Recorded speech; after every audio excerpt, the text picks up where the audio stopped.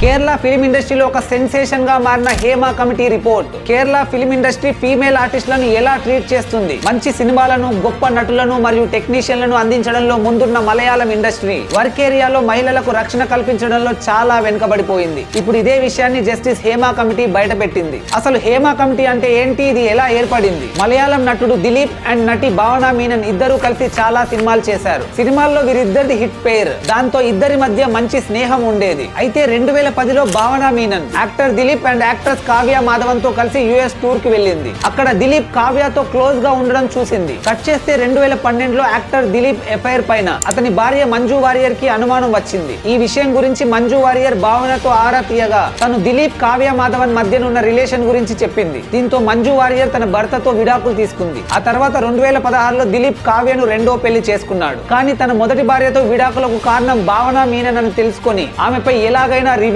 తీర్చుకోవాలనుకున్నాడు. Cut చేస్తే 2017 ఫిబ్రవరి 17న ప్రముఖ నటుల car driver అయిన పల్సర్ సునీల్ కు దిలీప్ సుపారీ ఇచ్చాడు. ఈ సుపారీ తీసుకున్న పల్సర్ సునీల్ మరో 5 మందితో కలిసి భావనా మీనన్ ను కార్ తో సహా కిడ్నాప్ చేసి ఆమె కార్ లోనే తన పైన బలవంతంగా లైంగిక దాడి చేసి వీడియో తీశాడు. ఈ వీడియోను సుపారీ ఇచ్చిన యాక్టర్ దిలీప్ కు పంపించాడు. ఆ తర్వాత భావనా మీనన్ ను యాక్టర్ అండ్ డైరెక్టర్ లాల్ ఇంటి ముందు వదిలేసి వెళ్లిపోయాడు. కొన్ని గంటల తర్వాత భావనా మీనన్ పోలీస్ స్టేషన్ కు వెళ్లి తనపై జరిగిన లైంగిక దాడి గురించి కంప్లైంట్ ఇచ్చింది. అప్పుడు భావనా మీనన్ కు సపోర్ట్ గా చాలా మంది మలయాళం ఫీమేల్ ఆర్టిస్టులు బయటకు వచ్చారు. 2017 జూలై 10న స్పెషల్ ఇన్వెస్టిగేషన్ టీం దిలీప్ ను అరెస్ట్ చేసింది. ఇదే సందర్భంగా ఫీమేల్ యాక్టర్స్ అందరూ కలిసి ఉమెన్ ఇన్ సినిమా కలెక్టివ్ అనే అసోసియేషన్ గా మారి ఇండస్ట్రీలో జరుగుతున్న లైంగిక దాడుల గురించి, తెర వెనుక చీకటి కోణాల గురించి, తమ హక్కుల గురించి పెద్ద ఎత్తున గలం విప్పారు. ఇండస్ట్రీలో తాము ఎదుర్కొంటున్న సమస్యలపై న్యాయ పోరాటానికి దిగి పిటిషన్ వేశారు. ఈ విషయాన్ని సీరియస్ గా తీసుకున్న కేరళ గవర్నమెంట్ ఈ ఇష్యూ గురించి పూర్తిగా ఇన్వెస్టిగేట్ చేసి రిపోర్ట్ ఇవ్వాలని జస్టిస్ హేమా నేతృత్వంలో కమిటీని ఏర్పాటు చేసింది. ఈ కమిటీలో retired high court justice K Hema గారు, వెటరన్ యాక్ట్రెస్ శారదా గారు, రిటైర్డ్ ఐఏఎస్ ఆఫీసర్ వల్సల్ కుమారి గారు ఉన్నారు. ఈ త్రిసభ్య కమిటీ ఫిల్మ్ ఇండస్ట్రీలోని 51 మంది నుంచి సేకరించిన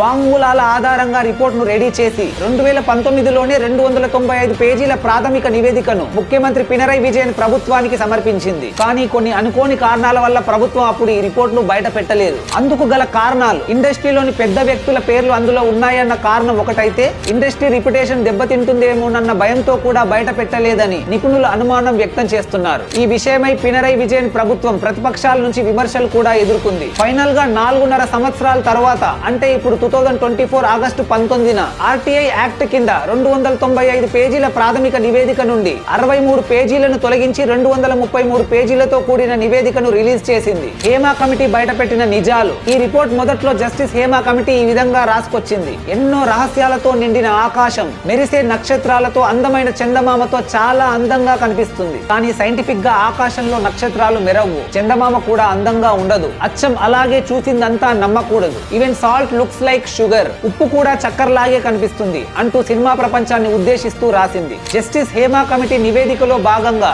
డైరెక్టర్లు, ప్రొడ్యూసర్లు, యాక్టర్లతో పాటు 15 మంది అగ్ర వ్యక్తులతో కూడిన ఆల్ మేల్ పవర్ గ్రూప్ అనే సిండికేట్ ఇండస్ట్రీలో ఉన్నట్టు హేమా కమిటీ తెలియజేసింది. ఈ పవర్ గ్రూప్ ఇండస్ట్రీ మొత్తాన్ని కంట్రోల్ చేస్తూ ఎవరు ఇండస్ట్రీలో ఉండాలి, ఎవరికి పాత్రలు ఇవ్వాలి అన్నది డిసైడ్ చేస్తూ వారి కోరికలు తీర్చిన వారికి అవకాశాలు ఇస్తూ ఒక పెద్ద మాఫియాను నడుపుతుంది అని ఆరోపించింది. ఇప్పటిదాకా మలయాళం ఇండస్ట్రీలో పనిచేసిన మహిళలు, అంటే హీరోయిన్స్ దగ్గర నుండి టెక్నీషియన్స్, మేకప్ ఆర్టిస్టులు, junior artist, dancers and supporting staff వరకు కాస్టింగ్ కౌచ్ బారిన పడిన వారే అని తేల్చి చెప్పింది. ఈ పవర్ గ్రూప్ సినిమా ప్యాషన్ తో ఇండస్ట్రీలోకి వచ్చిన మహిళల చుట్టూ అసౌకర్యవంతమైన వాతావరణం సృష్టించి వాళ్ళని లొంగ తీసుకోవడం, వేధించడం, లింగ వివక్షకు గురి చేయడం చేస్తున్నారు. వారికి లొంగని వారిని, ఎదురించిన వారిని ఇల్లీగల్ గా ఇండస్ట్రీ నుంచి బ్యాన్ చేసి కెరీర్ లో నాశనం చేస్తున్నారని ఈ కమిటీ పేర్కొంది. మహిళలకు toilets, changing rooms, transportation and accommodation వంటి కనీస అవసరాలు కూడా షూటింగ్ స్పాట్ లో కల్పించకుండా వారిని అభద్రతా భావానికి, అసౌకర్యానికి గురి చేస్తూ స్త్రీ యొక్క మానవ హక్కులను పూర్తిగా కాలరాస్తున్నారని తెలిపింది. వెహికల్స్ లో ఒక చోటు నుంచి మరొక చోటుకి ట్రావెల్ చేస్తున్నప్పుడు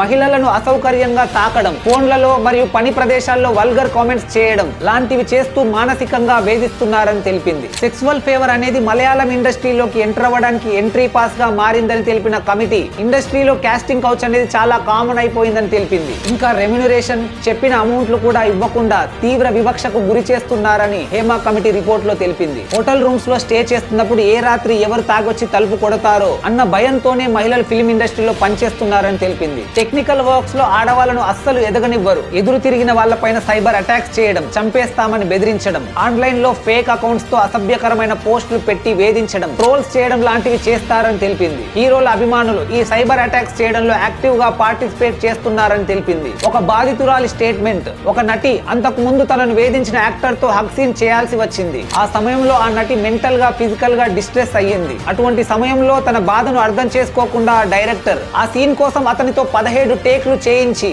అందరి ముందు తనను అవమానంగా తిట్టాడని, దాంతో తను తీవ్ర మానసిక క్షోభకు గురయ్యానని ఆ యాక్ట్రెస్ చెప్పినట్టు హేమ కమిటీ తెలిపింది. మరొక బాధితురాలి స్టేట్మెంట్: ఎప్పుడు ఎక్కడ ఎవడు చేయేస్తాడో అన్న భయంతో సెక్స్ కి తోడుగా కుటుంబ సభ్యులను తీసుకెళ్తున్నాం, దాంతో కొంతైనా రక్షణ పొందుతున్నామని తెలిపింది. ఇంకా చాలా మంది మహిళలు వారు ఎదుర్కొన్న పరిస్థితుల గురించి న్యాయం కోరడానికి లేదా కంప్లైంట్ చేయడానికి సరైన వేదిక లేదని భావించారు. ఇది కూడా మహిళలు వివక్షకు గురవ్వడానికి చాలా దోహదపడింది. మంచి సినిమాలు చేస్తున్నారని గుర్తింపున్న మలయాళం ఫిలిం ఇండస్ట్రీలో మహిళలకు రక్షణ శూన్యం అని ఈ రిపోర్ట్ తెలిపింది. ఇలా 17 రకాల ఎక్స్‌ప్లాయిటేషన్స్ మలయాళం ఫిలిం ఇండస్ట్రీలో జరుగుతున్నాయని హేమ కమిటీ తెలిపింది. హేమ కమిటీ రిపోర్ట్ బయటికి రావడంతో ఇండస్ట్రీలో మహిళా హక్కుల కోసం పోరాడుతున్న WCC women in cinema collective ఇన్నాళ్ల మా పోరాటానికి విజయం దక్కిందని హర్షం వ్యక్తం చేసింది. ఈ రిపోర్ట్ తో మరో మీటూ ఉద్యమం మొదలయ్యింది. హీరోయిన్ల దగ్గర నుంచి రైటర్లు, జూనియర్ ఆర్టిస్టుల వరకు ఒక్కొక్కరిగా బయటకు వచ్చి వారు ఎదుర్కొన్న అన్యాయాల గురించి గలం విప్పుతున్నారు. ఇక్కడ ఇంకొక ట్విస్ట్ ఏంటంటే పురుషులు కూడా లైంగిక వేధింపులకు గురయ్యారని ఒక ఆస్పైరింగ్ యాక్టర్ ఆరోపణలు చేశాడు. అమ్మ